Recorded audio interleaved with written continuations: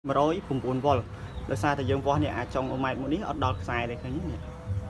បាទឃើញទេអញ្ចឹងបើបងប្អូនទាំងអស់គ្នាបើហ៊ានប៉ះទឹកនឹងភ្លាមគឺឆក់ស្លាប់ភ្លាមបាទឆក់បាទជំរាបសួរបងប្អូនទាំងអស់គ្នាថ្ងៃហ្នឹងវិលមកជួបគ្នាសារជាថ្មីជាមួយខ្ញុំបាទបូរីបាទវីដេអូនេះ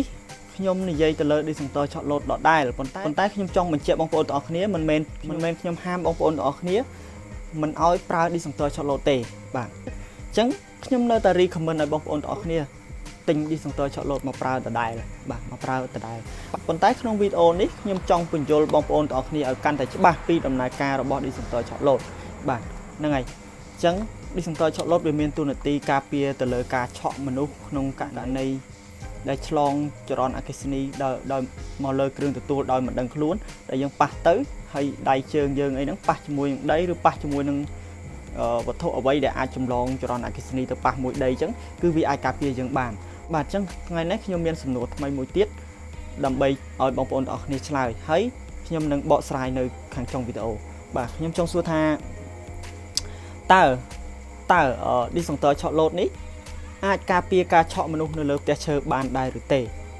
អញ្ចឹងតិចទៀតខ្ញុំនឹងពន្យល់បងប្អូនទាំងអស់គ្នា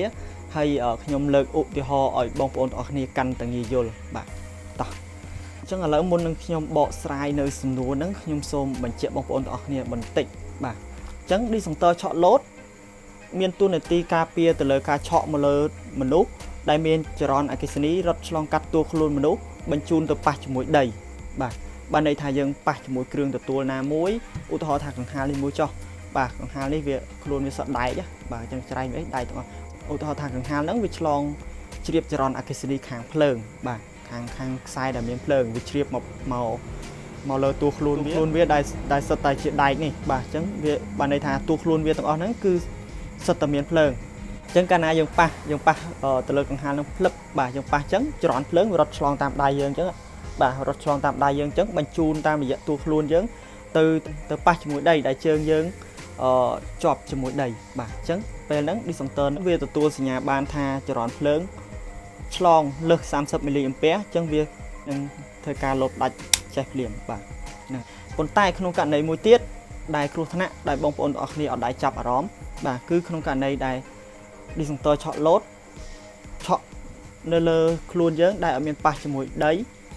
ចង់និយាយថានៅលើខ្លួនយើងឈរលើកៅអីឬឈរលើដុំឈើអីដែលមិនអាចចម្លងអគ្គិសនីទៅប៉ះជាមួយដីអញ្ចឹង disjunctor ឆក់លោតមិនអាចការពារយើងបានទេបាទត្រូវចាំត្រង់ចំណុចហ្នឹងអញ្ចឹងសំណួរដែលខ្ញុំសួរបងប្អូនទាំងអស់គ្នាមិញខ្ញុំបញ្យល់មិញគឺជាចម្លើយបាទអញ្ចឹង disjunctor ឆក់លោតមិនអាចការពារបងប្អូនទាំងអស់គ្នាក្នុងការករណីឆក់នៅលើផ្ទះឈើបានទេសង្ឃឹមថាអ្នកទាំងអស់គ្នាយល់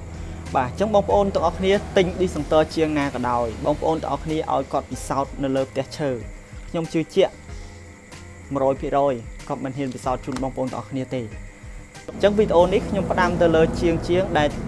ដែលចំណាំតែតេស្ត disjunctor ឆក់លោតមានបច្ចេកទេសត្រឹមត្រូវហើយអួតសរសើរលើផលិតផលរបស់ខ្លួននិយាយតែផលវិជ្ជមាននៅលើ disjunctor ឆក់លោតមិនលើកហេតុផលអវិជ្ជមានរបស់ disjunctor ឆក់លោតមកនិយាយដើម្បីតែផលប្រយោជន៍ផ្ទាល់ខ្លួនអញ្ចឹងវីដេអូនេះខ្ញុំសូមផ្ញើទៅដល់ជាងមួយចំនួនដែលគាត់តែងតែធ្វើអញ្ចឹងឲ្យខាត់ពេលយូរខ្ញុំសូមលើកឧទាហរណ៍មួយដើម្បីបង្ហាញបងប្អូនទាំងអស់គ្នាឥឡូវឧទាហរណ៍ថាខ្ញុំកំពុងប្រើប្រាស់ចរន្តអគ្គិសនីនៅលើផ្ទះឈើបាទនៅលើផ្ទះឈើឧទាហរណ៍ថាខ្ញុំកំពុងតែអ៊ុតខោអាវចុះបាទអញ្ចឹងបងប្អូនទាំងអស់គ្នាចំណាំឃើញហើយឆ្នាំងអ៊ុតខោអាវឆ្នាំងអ៊ុតដោតភ្លើងយើងហ្នឹងភាគច្រើនគឺដៃរបស់វាហើយខ្លួនរបស់វាគឺសិតតែដែកបាទសិតតែដែកអញ្ចឹងបងប្អូនទាំងអស់គ្នាចាប់ឆ្នាំងអ៊ុតបាទដៃកំពុងតែចាប់ឆ្នាំងអ៊ុតបាទហើយខ្ញុំបញ្ជាក់ថាឆ្នាំងអ៊ុតខោអាវហ្នឹងវាឆ្លងជ្រាបចរន្តអគ្គិសនីបាទហ្នឹងហើយវាជ្រាបចរន្តអគ្គិសនីវាជ្រាបខាងណឺតបាទជ្រាបខាងខ្សែអ៊ុតភ្លើងហ្នឹងហើយវាជ្រាបខាងណឺតហើយបងប្អូនទាំងអស់គ្នាកំពុងតែអ៊ុតបាទកំពុងតែអ៊ុតនៅលើផ្ទះឈើហ្នឹងណាបាទអញ្ចឹងអ៊ុតពេលថ្ងៃអានេះគ្រាន់តែជាការឧទាហរណ៍របស់ខ្ញុំប៉ុន្តែហេតុការណ៍អាចនឹងកើតមានពិតមែនបាទអាចនឹងកើតមានព្រោះការឆ្លងរបស់ចរន្តអគ្គិសនីយើងមិនអាចមើលដឹងទេបាទតើតើយើងប៉ះទៅឆក់ឬយើងមានឧបករណ៍អីមកតេស្តបានយើងដឹងបាទអញ្ចឹងត្រង់ចំណុចដែលខ្ញុំឧទាហរណ៍ហ្នឹងគឺវាអាចនឹងកើតមានពិតមែនបាទចូលប្រើប្រាស់ឬដំឡើងអនុវត្ត ដោយការប្រុងប្រយ័ត្នជានិច្ចចំពោះចរន្តអគ្គិសនីបាទចឹងខ្ញុំនិយាយរឿងច្រើនតិចហើយបាទប៉ុន្តែចង់ឲ្យបងប្អូនទាំងអស់គ្នាយល់ឥឡូវយើងចូលមកឧទាហរណ៍យើងទៀតបាទឧទាហរណ៍ថាដៃខ្ញុំមកជាហៀងហ្នឹងខ្ញុំកាន់ឆ្នាំងអ៊ុតបាទកាន់ឆ្នាំងអ៊ុតកំពុងតែអ៊ុតខោអាវចឹងនៅលើផ្ទះឈើបាទអញ្ចឹងឆ្នាំងអ៊ុតហ្នឹងយើងអត់ដឹងថាវាឆ្លងចរន្តអគ្គិសនីខាងណឺតទេខាងខ្សែអត់ភ្លើងទេបាទវាជ្រាបចរន្តខាងខ្សែអត់ភ្លើងបាទអញ្ចឹងយើងកាន់ឆ្នាំងអ៊ុតហ្នឹងកំពុងអ៊ុតខោអាវហ្នឹងបាទប៉ុន្តែពេលថ្ងៃអញ្ចឹងជាធម្មតាពេលថ្ងៃក្តៅយើងតែងតែបើកកង្ហារហើយមែនទេបាទអញ្ចឹងកង្ហារយើងបើកបាទអញ្ចឹងកង្ហារបើកហើយបញ្ជាក់មួយទៀតកង្ហារហ្នឹងវាឆ្លងខាងភ្លើងបាទកង្ហារហ្នឹងវាឆ្លងខាងខ្សែមានភ្លើងបាទហើយកង្ហារហ្នឹងវានេះសុំវាជាដៃអញ្ចឹងបាទហើយអានេះតួខ្លួនវាដៃទាំងអស់ឃើញទេហ្នឹងហើយឧទាហរណ៍ថាវាជាដៃអញ្ចឹងហ្នឹងហើយអញ្ចឹងដៃយើងមួយឈៀងកាន់ឆ្នាំងអ៊ុតឆ្លងខាងណឺតហើយដៃយើងមួយឈៀងទៀតទៅចាប់លើកង្ហារមកពវល់ឲ្យចំតួខ្លួនយើងចេះបាទមកពវល់ឲ្យចំតួខ្លួនយើងចេះដើម្បីឲ្យលហើយបាទអញ្ចឹងពេលហ្នឹងកង្ហារកំពុងតែដំណើរការឆ្នាំងអ៊ុតកំពុងតែដំណើរការដូចគ្នាបាទអញ្ចឹងពេលហ្នឹងអាឆ្នាំងអ៊ុតឆ្លងខាងណឺតអាកង្ហារឆ្លងខាង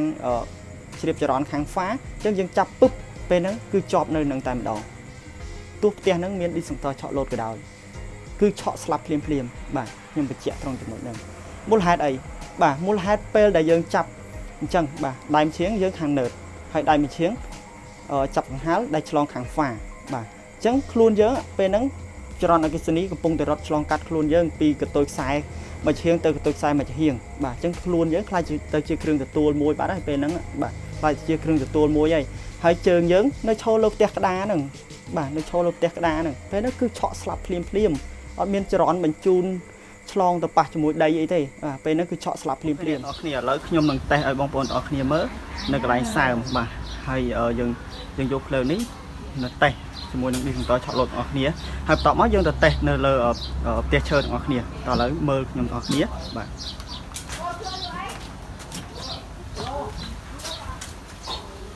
ចឹងនេះឌីសង់ទ័រឆក់លោតយើង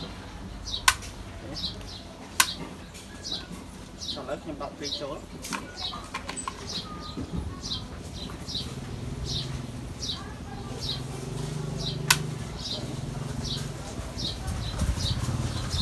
ចឹងទៅមើល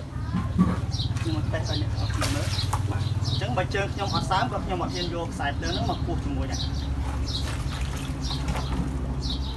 អូខេហើយឡូទៀត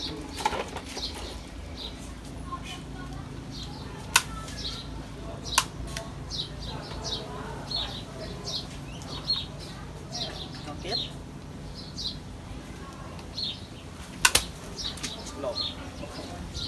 អញ្ចឹងបើជើងខ្ញុំអត់សើមក៏ខ្ញុំអត់តេស្តជាមួយដែរអូខេអ្នកទាំងគ្នាឥឡូវយើងមកតេស្តនៅលើក្រេនេះបាទក្រេនេះកង់លាក់គេណាបាទកង់លាក់គេអញ្ចឹងខ្ញុំអត់មានផ្ទះឈើអ្នកណាដែលគេឲ្យខ្ញុំតេស្តឲ្យបាទអញ្ចឹងខ្ញុំតេស្តនៅលើឈើនៅលើកង់លាក់គេហ្នឹងអញ្ចឹងវាដូចនឹងឈើដែរបាទឃើញទេនេះកង់លាក់គេណាកង់លាក់គេហើយនេះឌីសង់ទ័រយើងតេស្តមិញបាទអញ្ចឹងខ្ញុំបញ្ជាក់បងប្អូនទាំងអស់គ្នានៅក្នុងវីដេអូអំបញ្ញមិញតាមពិតទៅខ្ញុំអត់ត្រូវតេស្តអញ្ចឹងជូនបងប្អូនទាំងអស់គ្នាទេបាទវាគ្រោះថ្នាក់ណាស់ប៉ុន្តែដើម្បីបងប្អូនទាំងអស់គ្នាកាន់តែច្បាស់ខ្ញុំនឹងតេស្តជូនបងប្អូនទាំងអស់គ្នាអញ្ចឹងមុននឹងតេស្តតតែខ្ញុំចាក់ទឹកឲ្យសើមជើងខ្ញុំសិនបាទខ្ញុំតេស្តឲ្យបងប្អូនទាំងអស់គ្នាមូលហេតុអីគឺដើម្បីឲ្យចរន្តភ្លើងវាជ្រាបតាមទឹកហ្នឹងកុំឲ្យវាជ្រាបតាមជើងយើងបាទជ្រាបតាមទឹកបញ្ជូនចូលដីឥឡូវយើងមកតេស្តលើឈើបាទចាំមើលតេស្តលើឈើចាំមើលឌីសង់ទ័រនេះវាលោតអត់ហ្នឹងហើយតោះអូខេបាទអញ្ចឹងនេះឌីសង់ទ័រឆក់លោតយើងណាបាទអញ្ចឹងនេះជាក្រេបាទអញ្ចឹងជើងវាដែកអញ្ចឹងខ្ញុំរកក្រេដែលមានឈើសុទ្ធវាអត់មានបាទអញ្ចឹងមានតែក្រេនេះឯងក្រេខ្ញុំនៅក្នុងបន្ទប់ខ្ញុំហ្នឹងបាទអញ្ចឹងខាងលើវាគឺកង់លាក់គេឃើញទេកង់លាក់គេអូខេឥឡូវចាស់ឥឡូវខ្ញុំចាក់ទឹកឲ្យសើមលើក្រេសិនបាទដាក់លើមកឥឡូវយើងដាក់មកខាងនេះអញ្ចឹងខ្ញុំចាក់ទឹកឲ្យសើមលើក្រេអូខេបាទហ្នឹងហើយដាក់សើមមកខ្លាំងឲ្យណាណីបាទហ្នឹងហើយនេះកន្ទុយខ្សែយើងបាទអញ្ចឹងនេះកន្ទុយខ្សែបាទយើងដាក់នៅទឹកហ្នឹងហើយនេះឃើញទេហើយយើងបើកឌីសង់ទ័រយើងមើលអូខេបាទអញ្ចឹងវីដេអូហ្នឹងខ្ញុំអត់បានកាត់តឲ្យបងប្អូនអរគ្នាមើលអញ្ចឹងឌីសង់ទ័រយើងលោតចុះក្រោមបិទបាទអញ្ចឹងយើងបើកមើលតើបើករួចអត់ឥឡូវយើងមើលបាទអញ្ចឹងបើករួចធម្មតាហ្នឹងហើយអញ្ចឹងទឹកនេះបើយើងប៉ះគឺគ្រោះថ្នាក់ បាទបើយើងប៉ះគឺគ្រោះថ្នាក់នេះឃើញបាទហេតុអី dispenser យើងអត់លោតបាទអញ្ចឹងជាងដែលគាត់ខ្លាំងប៉ុណ្ណាក៏ដោយគាត់អត់ហ៊ានតេស្តនៅលើផ្ទះឈើជូនបងប្អូនទាំងអស់គ្នាទេបាទអត់ហ៊ានទេឃើញទេអត់ហ៊ានទេគឺអាចធ្វើឲ្យស្លាប់ភ្លាមបាទឃើញទេហ្នឹងហើយទៅខ្សែយើងអូខេឥឡូវយើងចាក់ទឹកថែមបាទឃើញទេហេតុអី dispenser យើងអត់លោតនៅដដែលឃើញទេតែយើងចុចទេបានលោតបាទឃើញហ្នឹងហើយសង្ឃឹមថាបងប្អូនទាំងអស់គ្នាយល់បាទអញ្ចឹងវីដេអូខ្ញុំគ្រាន់តែចង់បញ្ជាក់បងប្អូនទាំងអស់គ្នាកុំសូវជឿលើ dispenser ឆក់លោតពេកបាទអញ្ចឹងហេតុមូលហេតុដែលវាអត់លោតគឺដោយសារវាអត់មានចរន្តភ្លើងវាអត់មានឆ្លងចូលមកប៉ះដីបាទអញ្ចឹងអានេះយើងមើលអានេះជើងដែកផងបាទហើយអាវីសវានេះបាទឃើញទេនេះវីសវានេះខ្ញុំបិទភ្លើងហើយខ្ញុំហ៊ានប៉ះនេះអាវីសវានេះវាបាញ់ជាប់ដែកមេវាខាងក្រោមនេះបាទឃើញទេអានេះដាក់ដែកបាទអញ្ចឹងប៉ុណ្ណឹងវាមិនលោតផងបាទចុះតរំទៅឈើសុតបាទឃើញទេឥឡូវយើងបើក dispenser ម្ដងទៀតមើលបាទឃើញទេនេះកតុយខ្សែនៅតាមទឹកអដែលហ្នឹងហើយអត់មានកាត់តអីទេបាទឃើញទេឥឡូវចង់ឲ្យច្បាស់ខ្ញុំវាស់វល់ឲ្យបងប្អូនទាំងអស់គ្នាមើលទៀតខ្ញុំយកម៉ែត្រសិនតែលោថាខ្ញុំផ្ដាច់ព្រីខ្ញុំដាច់ភ្លើងចេញពីព្រីឥឡូវខ្ញុំសុំដកម៉ែត្រវាស់វល់ជូនបងប្អូនទាំងអស់គ្នាតិច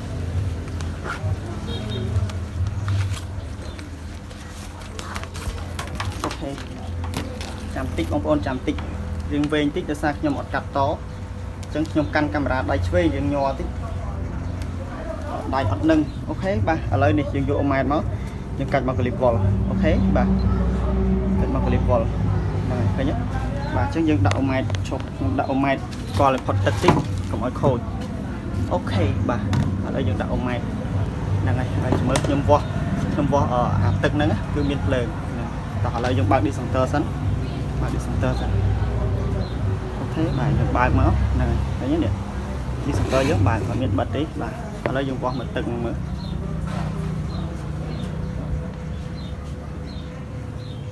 ឥឡូវយើងមើលម៉ែត្រឃើញមានវល់ទេបងប្អូនបាទគឺមានវល់ហើយយើងដាក់ខាងនេះមួយជើងទៀតមើលបាទឃើញទេ117វ៉ុលដោយសារយើងវាស់តាមទឹកអញ្ចឹងទឹកគឺជាគ្រឿងចម្លងហើយ dispenser យើងនៅដដែលឃើញទេ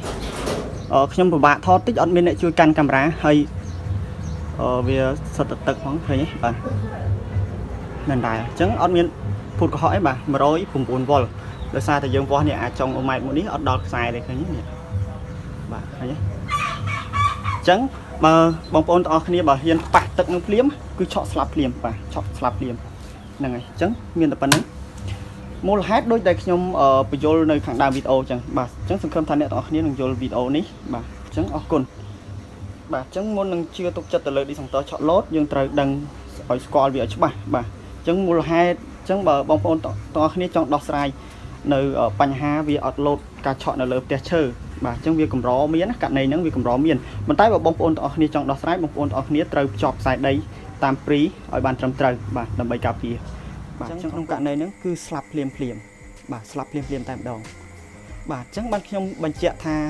ជាងដែលគាត់ចំណាំទៅអួតទៅលើផលិតផលគាត់ថាអាចការពារការឆក់ទៅលើមនុស្សបាន 100% អញ្ចឹងបងប្អូនទាំងអស់គ្នាគួរតែគិតត្រង់ឧទាហរណ៍ដែលខ្ញុំលើកឡើងអំបញ្ញមិញសារជាថ្មីហ្នឹងហើយខ្ញុំបញ្ជាក់មិនមែនថាខ្ញុំធ្វើវីដេអូនេះចង់ហាមបងប្អូនទាំងអស់គ្នាមិនឲ្យទិញ dispenser ឆក់លោតរបស់គាត់ទេប៉ុន្តែទិញក្នុងការគិតពិចារណាបាទអញ្ចឹងវីដេអូខ្ញុំប្រហែលហ្នឹងសង្ឃឹមថាមានបងប្អូនមួយចំនួនគាត់យល់កាន់តែច្បាស់ហើយបាទអញ្ចឹងវីដេអូមួយនេះខ្ញុំបន្ថែមទៅលើការយល់របស់គាត់បន្ថែមទៀតអញ្ចឹងសំណួរដែលខ្ញុំសួរអំបញ្ញមិញចម្លើយដែលខ្ញុំបកស្រាយក្នុងឧទាហរណ៍មិញគឺការពារមិនបានទេក្នុងករណីឆក់នៅលើផ្ទះឈើឬឆក់នៅលើផ្ទះដែលមានក្រាលកស៊ូបាទក្រាលកស៊ូហ្នឹងផ្ទះចាក់សាបក្រាលកស៊ូក្រូបាទអាកស៊ូស្ដើងហ្នឹងអញ្ចឹងក្នុងករណីហ្នឹងអត់មានឆក់អត់មានការលិចធ្លាយចរន្តអត់មានការជ្រាបចរន្តបញ្ជូនចូលក្នុងដីគឺធ្វើឲ្យយើងស្លាប់ភ្លាមបាទតើយើងមានដំណោះស្រាយអាចការពារក្នុងករណីហ្នឹងបានដែរឬទេខ្ញុំសូមឆ្លើយថាមានបាទអញ្ចឹងបងប្អូនទាំងអស់គ្នាស្ដាប់ឲ្យច្បាស់ក្នុងគ្រឿងទទួលដែលមានសម្បកដែលអាចជ្រាបចរន្តភ្លើងចេញមកក្រៅបានដូចជាឆ្នាំងដាំបាយឆ្នាំងអ៊ុត ឬក៏ទូទឹកកកម៉ាស៊ីនត្រជាក់ទូបោកអាវអីនឹងជាដើមបាទអញ្ចឹងគ្រឿងទាំងអស់ហ្នឹងបងប្អូនទាំងអស់គ្នាចំណាំមើលដូចស៊ីនបនវាដែលក្រុមហ៊ុនរោងចក្រគេផលិតមកគឺតែងតែមានជើង3បាទជើង3គឺមាន L N និងខ្សែដីបាទ3ហ្នឹងបាទអញ្ចឹងបើបងប្អូនទាំងអស់គ្នាមានព្រីដែលមានរុន3ហើយតត្រូវតាមបច្ចេកទេសគឺអាចការពារបងប្អូនទាំងអស់គ្នាក្នុងករណីហ្នឹងបានសម្រាប់អ្នកបច្ចេកទេសត្រឹមត្រូវដែលគេរៀបដំឡើងជូនបងប្អូនទាំងអស់គ្នាតាមផ្ទះតាមគេហដ្ឋានតាមផ្ទះវិឡាតូចធំអីក៏ដោយបាទមិនថាប្រព័ន្ធភ្លើងប្រកបមិនថាប្រព័ន្ធភ្លើងបណ្ដែតបាទអញ្ចឹងគេតែងតែរៀបដំឡើងមានជាមួយនឹងខ្សែដីបាទហើយចំពោះខ្សែដីហ្នឹងគឺគេតបញ្ចូលគ្រប់ព្រីទាំងអស់បាទគ្រប់ព្រីដែលយើងដោតទាំងអស់ហ្នឹងហើយហើយចំពោះខ្សែដីដែលយើងដំឡើងឲ្យបានត្រឹមត្រូវគឺត្រូវប្រើឧបករណ៍តេស្តឲ្យដឹងពីតម្លៃអូមវាឲ្យបានត្រឹមត្រូវចំពោះតម្លៃអូមខ្សែដីការពារគឺត្រូវតែតម្លៃ5អូមចុះបាទ5អូមចុះដើម្បីការពារសុវត្ថិភាពបងប្អូនទាំងអស់គ្នាពីការឆក់នៅលើផ្ទះឈើបងប្អូនទាំងអស់គ្នាគួរតែរៀបប្រព័ន្ធព្រីនៅលើផ្ទះយើងទាំងអស់ហ្នឹងត្រូវតែមានខ្សែដីបាទប្រើព្រីដែលមានរុន3ក្នុងករណីគ្រឿងទទួលមួយណាមួយដែលវាឆ្លងបងប្អូនទាំងអស់គ្នាគ្រាន់តែដោតចូលក្នុងព្រីភ្លឹបគឺ disjuntor ឆក់លោតកាត់ដាច់តែម្ដងបាទអញ្ចឹងបងប្អូនទាំងអស់គ្នាគួរតែរកជាងដែលមានបច្ចេកទេសត្រឹមត្រូវហើយនឹងតម្រូវឲ្យគេដំឡើងខ្សែដីការពារឲ្យបានត្រឹមត្រូវបាទអញ្ចឹងសង្ឃឹមថាវីដេអូមួយនេះជួយបងប្អូនទាំងអស់គ្នាឲ្យកាន់តែយល់ពី disjuntor ឆក់លោតបាទអញ្ចឹងវីដេអូខ្ញុំថ្ងៃនេះគឺមានតែប៉ុណ្្នឹងឯងអញ្ចឹងជាចុងក្រោយខ្ញុំសូមផ្ដាំថាកុំទុកចិត្តលើ disjuntor ឆក់លោតពេកត្រូវតែយល់ពីដំណើរការរបស់វាឲ្យបានច្បាស់លាស់និងចូលធ្វើនិងអនុវត្តប្រើប្រាស់ចរន្តអគ្គិសនីដោយការប្រុងប្រយ័ត្នជានិច្ចចំពោះ disjuntor ឆក់លោត